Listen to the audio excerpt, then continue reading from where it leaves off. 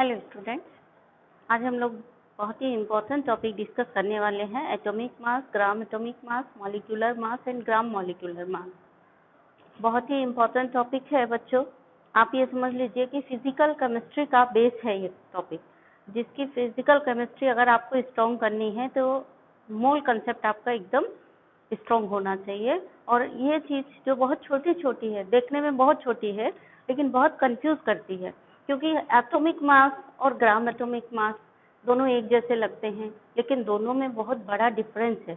इसीलिए atomic mass आप पढ़ चुके हैं, इसके बावजूद मैं आपको दोबारा पढ़ा रही हूँ, ठीक है। इसी तरह से मॉलिक्यूलर मास, मोलर मास, ग्राम मोलर मास या ग्राम मॉलिक्यूलर मास में क्या अंतर है, वो बेसिक कंसेप्ट, बेसिक चीज़ है। जब तक आपको इन चीज़ों का, छोटी छोटी चीज़ें हैं, देखने में एकदम एक जैसी समझ में आती हैं, कुछ अंतर समझ में नहीं आता है, लेकिन इनमें बहुत बड़ा अंतर होता है, वो डिफरेंस आपको पता होना चाहिए। तो come to the topic atomic mass. Atomic mass क्या है? Is the average relative mass of an atom of the element as compared with the mass of an atom of C12 taken as 12U यानी 12 AMU। यानी carbon के एक atom को जब हमने 12U माना या AMU माना, तो उससे कोई भी एटम उसके 1/12 पार्ट से कितने टाइम्स हैवी है, उसको हम एटॉमिक मास बोलते हैं। तो atomic mass equal to mass of an atom of the element upon 1/12 into mass of an atom of carbon यानी C12।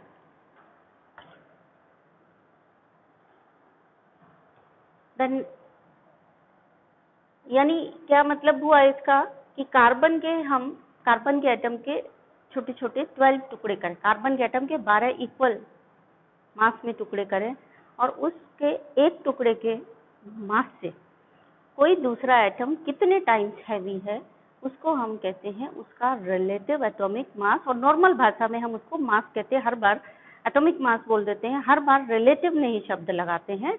तो एटॉमिक मास कहो या रिलेटिव एटॉमिक मास कहो, इसका मतलब क्या हुआ, कोई भी एटम का एक एलिमेंट कार्बन C12 के 1/12 पार्ट से कितना भारी है। कार्बन के दो आइसोटोप होते हैं, C12 और C14। एटॉमिक मास में हमने किसको ले रखा है, C12 को स्टैंडर्ड मान रखा है, ठीक है। Then atomic mass of oxygen यानी O का एटॉमिक मास 16 है। इसका मतलब क्या हुआ, it means that an atom of oxygen is 16 times heavier than 1/12 of mass of a carbon atom. Atomic mass oxygen का 16 है, इसका मतलब ऑक्सीजन का एटम कार्बन के 1/12 पार्ट से, यानी कार्बन के जो 12 टुकड़े किए उनमें से एक टुकड़े से 16 टाइम्स हैवी है, ठीक है। अगर हमने कहा कैल्शियम का एटॉमिक मास कितना है, 40, इसका मतलब क्या हुआ कि कैल्शियम का एक एटम C12 के 1/12 पार्ट से 40 टाइम्स हैवी है। तो रिलेटिव एटॉमिक मास मतलब उसके कंपैरिजन में, कार्बन 12 के 1/12 पार्ट के कंपैरिजन में कोई भी एलिमेंट का एक एटम कितने टाइम्स हैवी है, उसको हमने एटॉमिक मास नाम दिया। एटॉमिक मास को नापते हैं मतलब या तो AMU बोलते हैं, एटॉमिक मास यूनिट या U, ये दोनों ही सेम है। मैंने लिखा है 1 AMU equal to 1 U। Actual में जो AMU है यानी एटॉमिक मास यूनिट, ये ओल्ड यूनिट है, इसको पुराने समय में इसको यूज करते थे। अभी मॉडर्न एज में अभी क्या यूज कर रहे हैं हम, लेटेस्ट यूनिफाइड यूनिट। ये जो U है, U को बोलते हैं यूनिफाइड यूनिट। U का पूरा नाम है यूनिफाइड यूनिट, और AMU का पूरा नाम है एटॉमिक मास यूनिट। अगर आपको नहीं पता है तो मैं यहाँ लिख रही हूँ, AMU मतलब एटॉमिक मास यूनिट और U मतलब यूनिफाइड यूनिट। यानी जब हम 9th-10th में पढ़ते थे तब एटॉमिक मास की यूनिट को AMU में नापा जाता था, है ना, AMU में। अभी U में नापते हैं। देन नेक्स्ट है, ये बहुत इंपॉर्टेंट टॉपिक आ गया आपका, ग्राम एटॉमिक मास। तो ग्राम एटॉमिक मास यानी GAM क्या होता है, that much quantity of the element whose mass in gram is numerically equal to its atomic mass। यानी एटॉमिक मास का जो न्यूमेरिकल वैल्यू है, उस न्यूमेरिकल वैल्यू में अगर हम ग्राम लगा दें, यानी वो वजन क्या कहलाता है, ग्राम एटॉमिक मास कहलाता है। किसी भी सब्सटेंस का atomic, that much quantity of the element whose mass in gram is numerically equal to its atomic mass।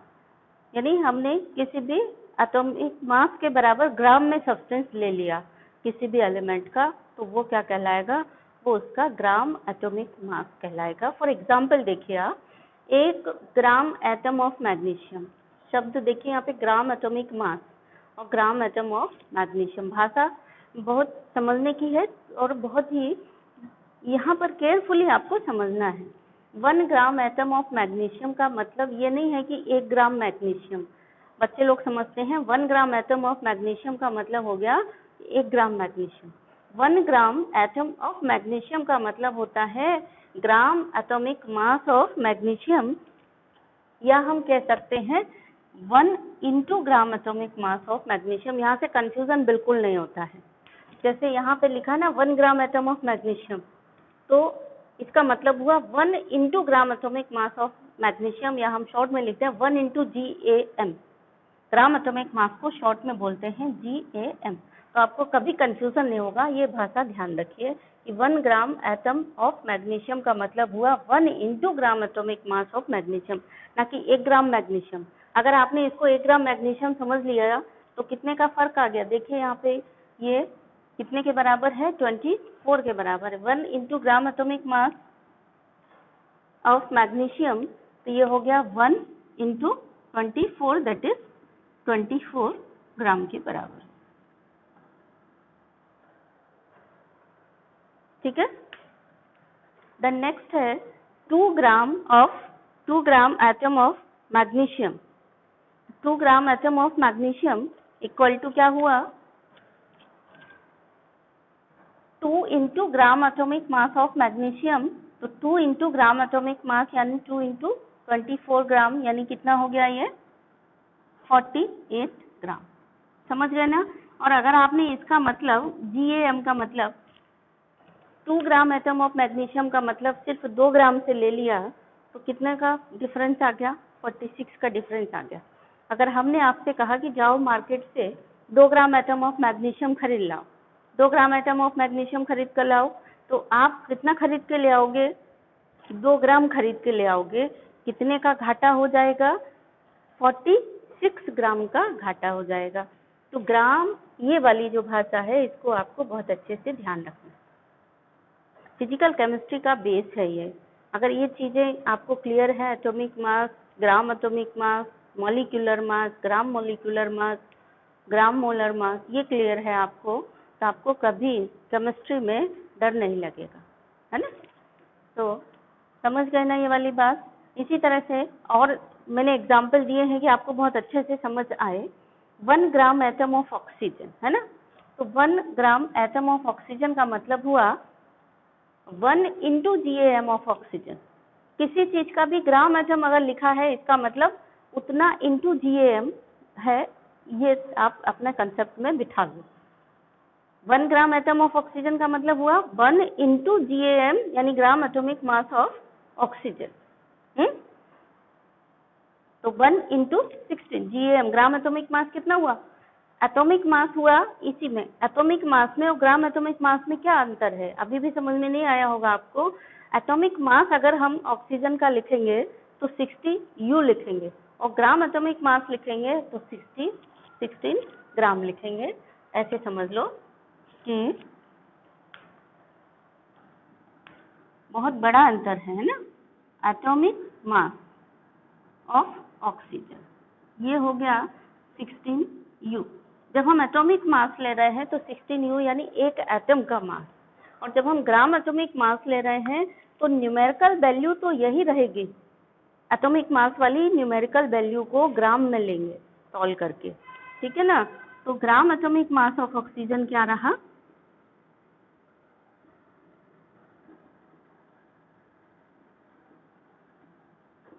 ये हो गया 16 ग्राम। अभी आपको अंतर समझ में आया होगा। एटॉमिक मास का और ग्राम एटॉमिक मास का। एटॉमिक मास को हम यूनिफाइड यूनिट में नापते हैं और जो एटॉमिक मास की न्यूमेरिकल वैल्यू जैसे ऑक्सीजन की 16 है तो gram atomic mass of oxygen हो गया 16 ग्राम। इसी तरह से मैग्नीशियम की अगर हम बात करें तो एटॉमिक मास ऑफ मैग्नीशियम क्या है,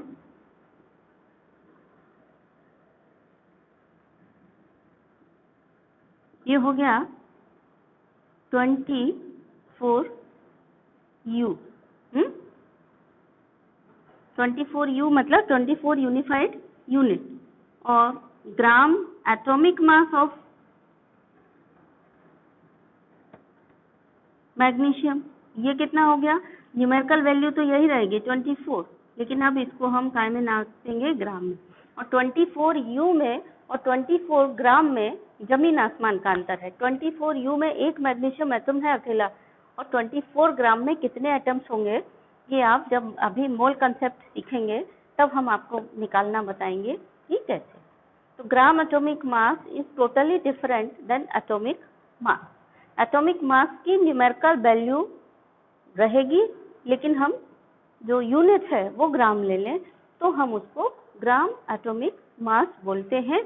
और ये भाषा या ये फॉर्मूला याद रखो कि 1 ग्राम एटम ऑफ मैग्नीशियम का मतलब हुआ 1 into GAM of magnesium. 2 gram atom of magnesium का मतलब हुआ 2 into gram atomic mass of magnesium. Gram atomic मास को ही हम क्या कहते हैं, GAM, शॉर्ट में बोल देते हैं GAM। तो 2 into GAM of magnesium 1 gram atom. अब हम इतना पूरा डिटेल नहीं लिखेंगे, अब कहीं भी जब यूज करेंगे आगे चल के तो इसको सिर्फ GAM बताएंगे तो आप समझ जाओगे हम GAM कह रहे हैं तो किस चीज की बात कर रहे हैं, ग्राम एटॉमिक मास की बात कर रहे हैं। इसी तरह से 3 ग्राम एटम ऑफ ऑक्सीजन का मतलब क्या हुआ, 3 into GAM ऑफ ऑक्सीजन, यानी ग्राम एटॉमिक मास ऑफ ऑक्सीजन यानी 3 into 16। ग्राम एटॉमिक मास कितना होगा, 16 होगा, तो ये हो गया 48 ग्राम ऑफ ऑक्सीजन। ठीक है, तो बच्चों अब डिस्कस करेंगे मॉलिक्यूलर मास क्या होता है। तो मॉलिक्यूलर मास होता है average relative mass of a molecule of a substance as compared with mass of an atom of carbon 12 taken as 12U। ठीक है, यानी मॉलिक्यूल का एवरेज रिलेटिव मास यानी कि कोई भी मॉलिक्यूल कार्बन के 1/12 पार्ट से कितना भारी है। तो इसमें स्टैंडर्ड किसको माना गया है, C12 आइसोटोप को स्टैंडर्ड माना गया है। Now come to the molecular mass of ammonia.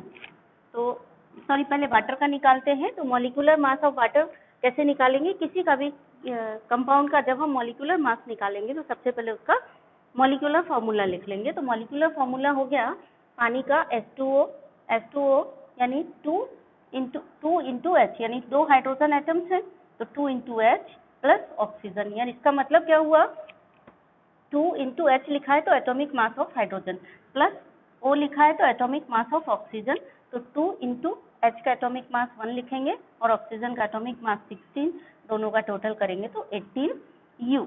Unit पे ध्यान देंगे, जब मॉलिक्यूलर मास पूछा गया है तो यूनिट होगी U, unified unit. Then molecular mass of ammonia. Molecular mass of ammonia के लिए मॉलिक्यूल अमोनिया का फॉर्मूला हो गया NH3। अब NH3 के लिए क्या लिखेंगे, atomic mass of nitrogen plus 3 into atomic mass of hydrogen.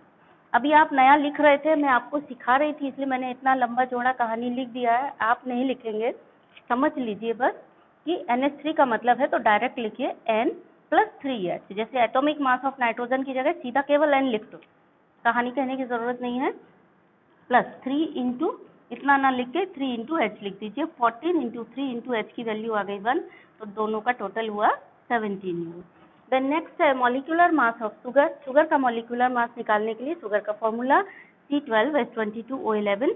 तो C12 का मतलब हुआ, ये फिर से कहानी लिखी हुई है, कोई नहीं, आप समझने के लिए लिखी हुई है, आप इसको समझिए कि 12 C का मतलब हुआ 12 into atomic mass of carbon.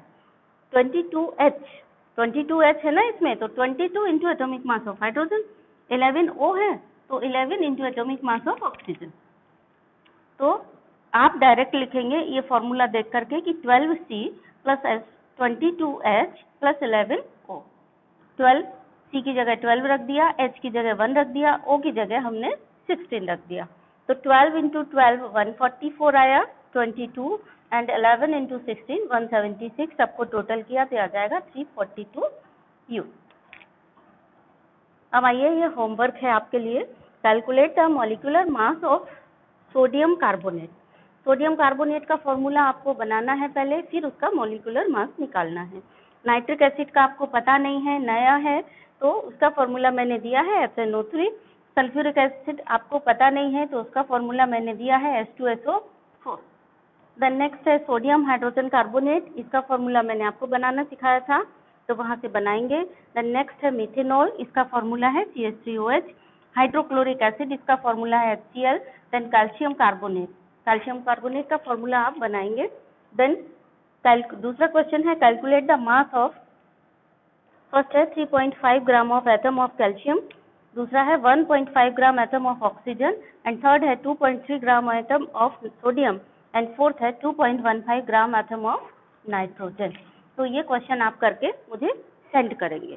तो देखिए, ग्राम मॉलिक्यूलर मास, इसको शॉर्ट में हम बोलते हैं GMM। तीनों लेटर्स बड़े लिखे जाते हैं, यानी कैपिटल लिखे जाते हैं।